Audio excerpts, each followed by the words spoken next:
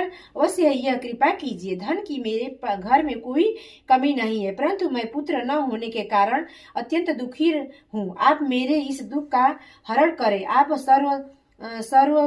सर्ववान है। यह सुनकर योगी कहने लगा, हे ब्राह्मण, तुम चंडी की आराधना करो। यह घर घर जाकर उसने अपनी स्त्री से सब वृतांत कहा और स्वयं तप के निर्मित वन में चला गया। वन में जाकर उसने चंडी की उपासना की और उपासना किया।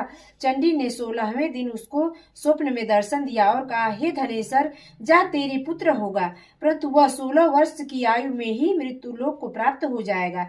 यदि तुम दोनों स्त्री पुरुष 32 पूर्णमासी का व्रत विविध पूर्वक करोगे तो यह दीर्घायु हो जाएगा।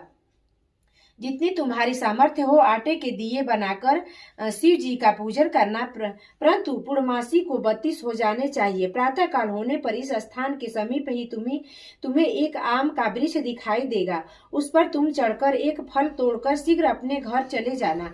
अपनी स्त्री के सब वृतांत कहना।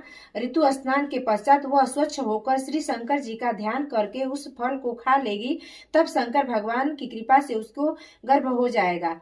जब वह ब्राह्मण प्रातः काल उठा तो उसने एक स्थान के पास ही एक आम का वृक्ष देखा और उस पर चढ़कर उस फल को तोड़ने का प्रयत्न किया, परंतु वृक्ष पर कई बार प्रयत्न करने पर भी वह चढ़ न पाया। तब तो वह ब्राह्मण को बहुत चिंता हुई और विघ्न विनाशक श्री गणेश जी की वंदना करने लगा।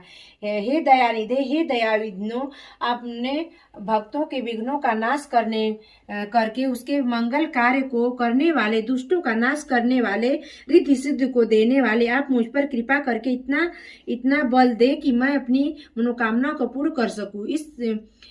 इस प्रकार गणेश जी की प्रार्थना करने पर उसकी कृपा से धनेश्वर वृक्ष पर चढ़ गया और उसने एक अति सुंदर आम का फल देखा। उसने सोचा कि जो वरदान में फल मिला था वह यह है और कोई फल दिखाई नहीं देता। उस धनेश्वर ब्राह्मण ने जल्दी से उस फल को तोड़कर अपनी स्त्री को लाकर दिया और उसकी पत्नी ने अपने पति के कथा अनुसार उस फल को खा लिया और वह गर्भवती हो गई। देवी जी की असीम कृपा से उसके एक अत्यंत सुंदर पुत्र उत्पन्न हुआ, जिसका नाम उन्होंने देवीदास रखा। माता पिता के हर्ष और शोक के साथ वह बालक शुक्ल पक्ष के चंद्रमा की भांति अपने पिता के घर में बढ़ने लगा।